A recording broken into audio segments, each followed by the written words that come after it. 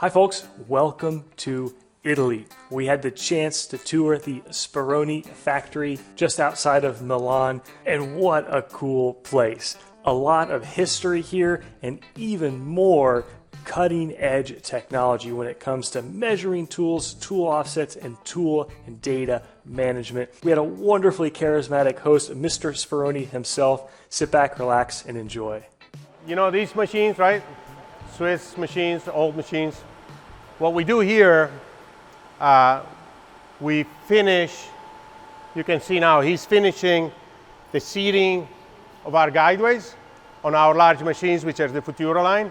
It's still a very critical part of our process. It's manual, yes, but it's the only one that still guarantees the precision that we need when we assemble guideways and seat our spindle system. So Futura and Magis, 100% done here, finishing part. Time out. Comment below if you have a story about these SIP machines. I had never heard of them, but it was awesome to see the other folks on the NTMA tour who just their eyes lit up when they saw these. These machines were the gold standard, and to this day are some of the most accurate machines ever made in the history of the machine tool world. So it's really cool to see, yeah, they're a little bit older, they're manual, but they're able to do what they need to do incredibly well.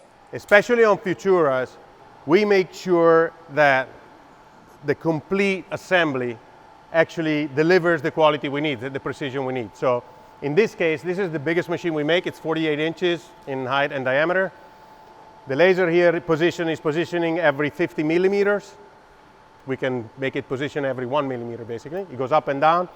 Basically what it's checking for is actual, we say, okay, go 50 millimeters. The laser says we are going 50 millimeters. The scale is reading 50 millimeters and everything kind of comes within our specification. It's a very undulated graph, but on 48 inches, what you see there is 7 microns. So on Futuras, we do this. I said it before as well. You don't know this, but you will now. What we're trying to do now is, especially for these big machines, and because presetters, like Giovanna was saying before in the presentation, are becoming more and more of a measuring machine as well as a presetter. A lot of people use it for incoming quality control. So it is a measuring machine, so precision becomes more and more important than repeatability, the sheer repeatability. We're going to turn this way to show you the Essentia line. He's assembling subcomponents, he's assembling a Z-axis. You're going to start seeing here a little bit of how we do our guideway system. It's not your conventional guideway systems.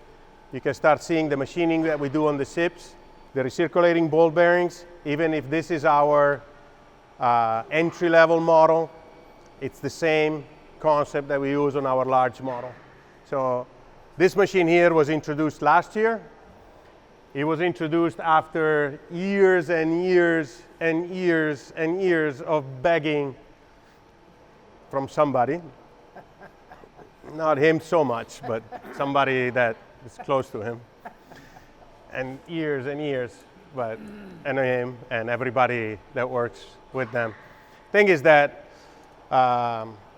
making an entry-level model for the extremely aggressive target that was given to us by somebody I'm not going to name, keeping our construction characteristics, our brand, not creating an alternative brand, sub-brand, and so on and so forth, was extremely challenging. But last year we finally were able to, let's say, develop something that is delivering the quality that we were asked to deliver, keeping our brand and keeping our construction characteristics. So it's a smaller casting, but concepts are all the same. Cast iron, homogeneous, so on and so forth.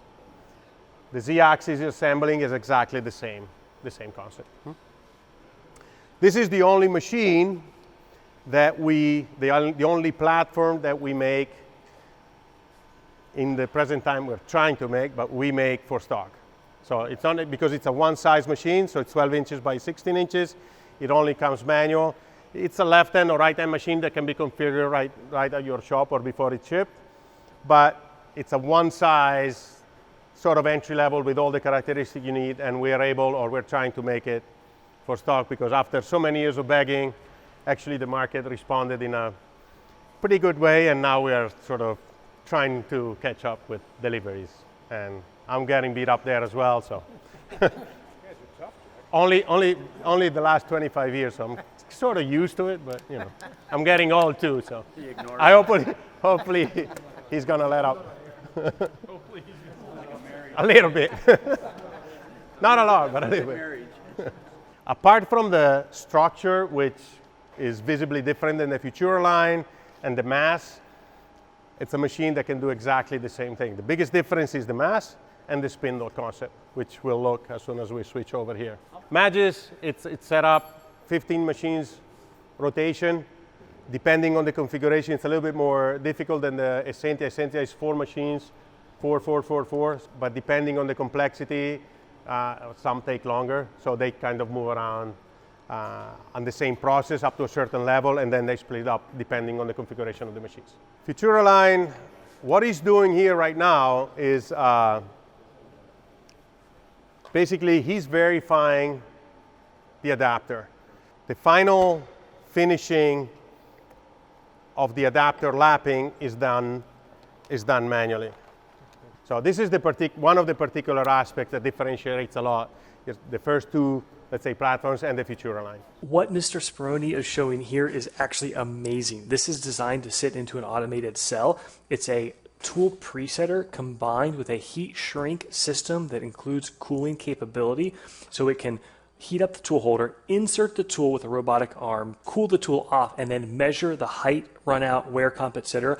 But the coolest thing is the part you can't even see. There's an adjustable rod inside that machine that raises up, and when the robotic arm loads the tool into the heat shrink holder, that adjustable rod serves as a stop so that you can repeat your gauge length or your stick out to an incredibly accurate degree, which is very important for certain production environments when you need repeatable overall tool lengths. Really cool. He's assembling a Capto adapter.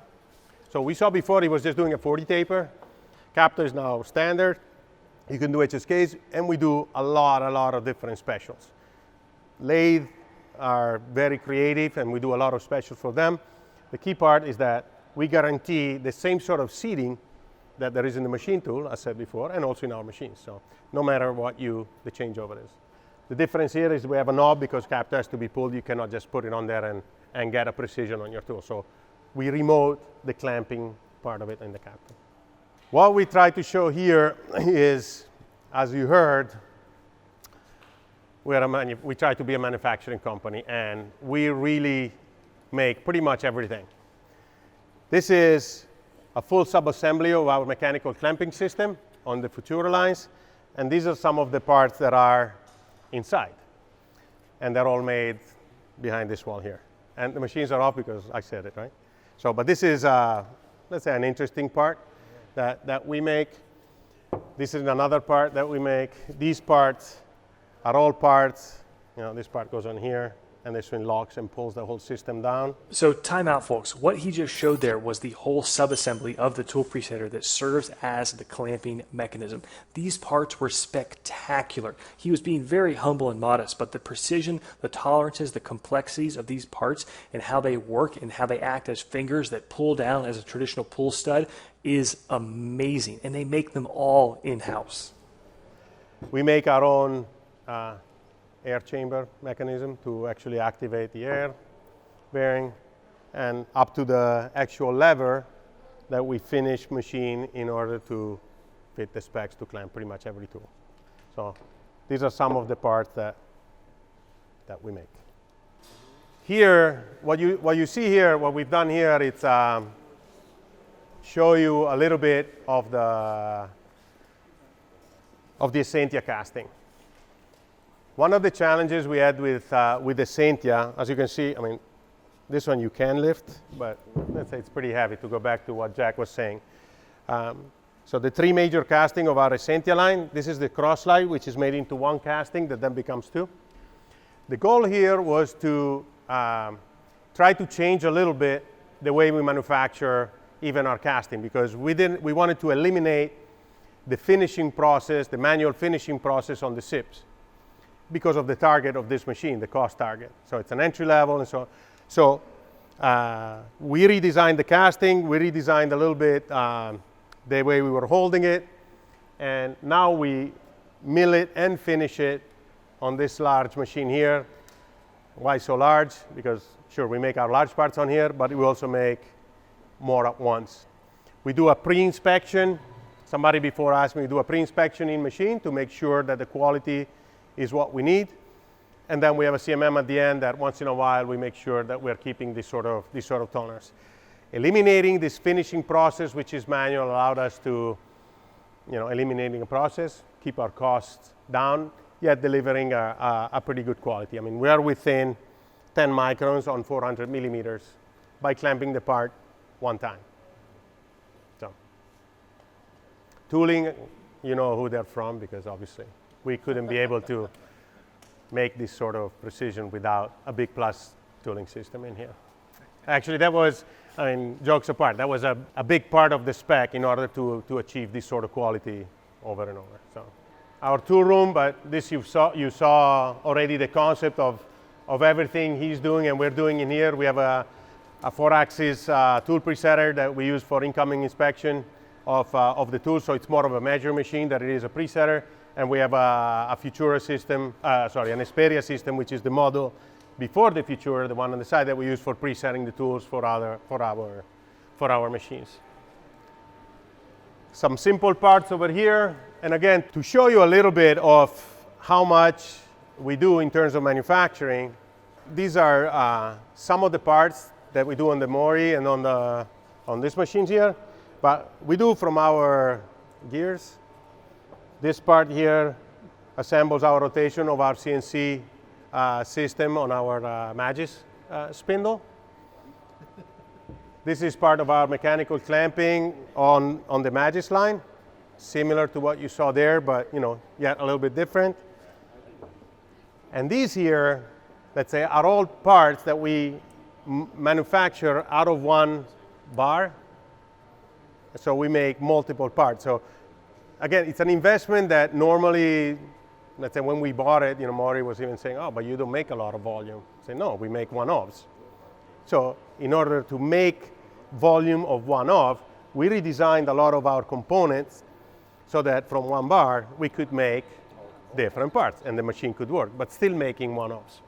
So the longest one, I think, is 19 different parts. Which we make a run, they call it the weekend run, so we start Friday, we finish Monday, and it just goes and goes and goes.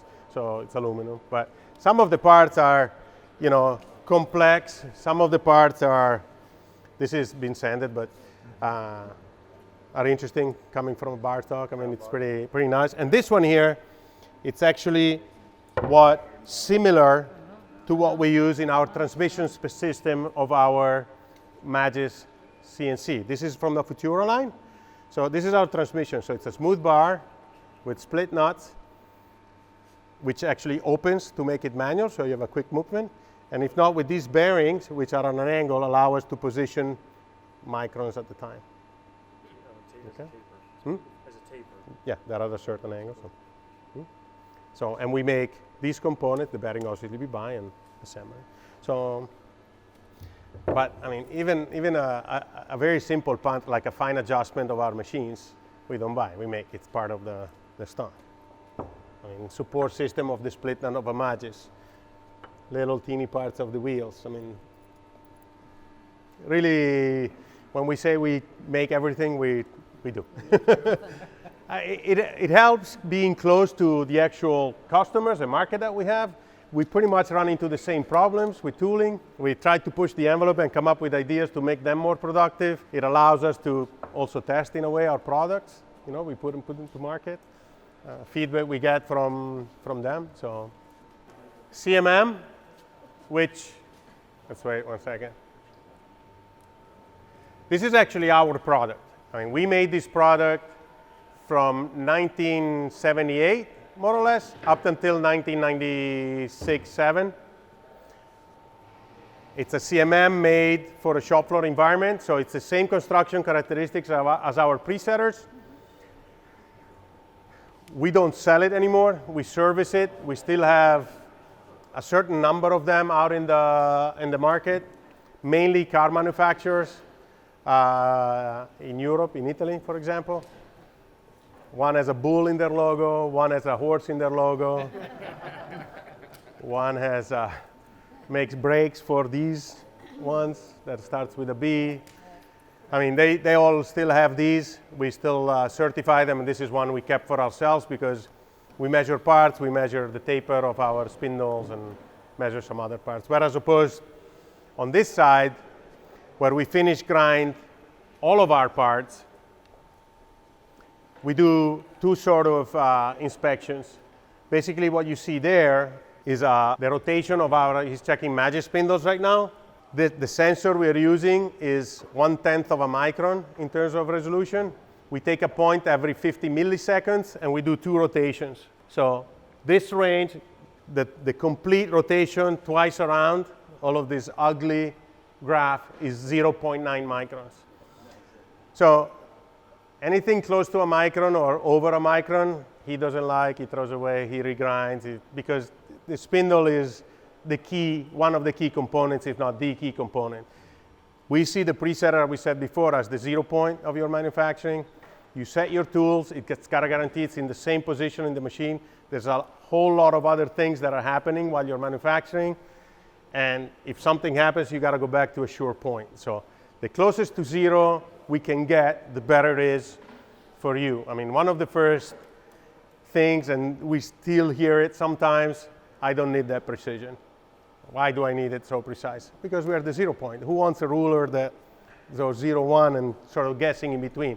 If we see ourselves at 0, the closest we are at 0 and guaranteed is 0 to you, the manufacturer, the more you have for other things. And there's a whole lot of other things out there. And also coming back, repeatability, job number 1. Something happens, I got to go back to a sure point. This is why we're sort of extreme in trying to look for these half microns and tenths of a micron everywhere. Here we do ID, OD, you'll see flanges, you see a lot of our components, so all of our round parts we do here. The other thing he's doing, which he's assembling a spindle of a Magis. Basically there, you'll see as well, we don't use a commercial bearing, we make our own bearing. So we make the seating, we put in our spheres, sorry. And then we actually pack the bearing ourselves to guarantee that sort of precision outside. So this is something we also do on the Magis, on the Futura, and on the Essentia spindles. So here are some of the parts that we turn. I mean, pretty much everything and anything that you'll see then on the machines. So this here is machine serial number 4.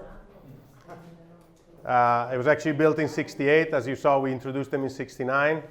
And this is when we started making presetters. As you saw, we got this idea of making presetters. How should we make them?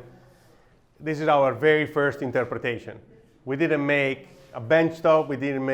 We make something that in some ways, in terms of size, very similar to a machine tool. Down to the micron, fine adjustment, rotating spindle. Obviously, dial indicators, the optic system came after, but this is interpretation number 1. So, does this still work? Yeah, it's counting. You see, that's the last thing. It's 1 micron. So, I wanted the graphics of the new software to look like that. They said no, they couldn't do it, not yet. But and what you'll see on here, it's a tool. I didn't put it here by mistake. It's actually wanted because, because those days, the plant was built. We started becoming from a job shop, making subassembly for machine tool manufacturers to a presetter company. We purchased, I say we because the first SIP machine. And SIP in Switzerland, see, SIP logo and this other logo, Kaiser logo, made tools. So the machine already cost pretty much as the land, the whole building and everything. So during a trip, my dad at Kaiser with Mr. Kaiser Heinz, not Mr. Kaiser, bought tools from him. And because of customs, he actually smuggled the tools under the seat of his Cinquecento into Italy in order not to pay, to save like some sort of 20, and that's why it's here. And on the, huh? We've never done that. No? Where do you smuggle from? So, but this is actually one of them. And in the drawers of the SIP, we still use some of the original Kaiser tools in those SIP to do some of the parts. So that's why it's here. And the head still works also, of course. Yeah. So That's the grande head. that's the grande, yes. That's a very The holder is not original, but the difference here on the scales, you see if I push this, they're absolute scales because you didn't have the zeroing. So anywhere you are, it starts counting. So you always measured with difference, no? So, but as you can see, I mean, the spindle still turns within a few microns, fast movement, fine adjustment movement you tested before, so. In the showroom portion at Speroni, they had some really awesome demonstrations on how to use their tool presetters, but then also what's coming, kind of what's that next step. And their tool management system was pretty impressive. It's actually effectively the version of what we saw in the Big Kaiser tour, card here to that factory tour video, but it is total information. Think like an ERP system, but for every cutting tool, for every insert, for every collet, for every holder, organization, storage bins, an interface, machines or tablets that could be at your PCs. Really fascinating, a really great presentation, and the hospitality here was second to none. They had a wonderful event with wonderful food, and they effectively shut down their facility for a day to allow us to get a really good, intimate tour and see how their products were made. So a big shout out and a big thank you to the Speroni team for that. Hope you folks learned something. Hope you enjoyed. Take care. See you soon.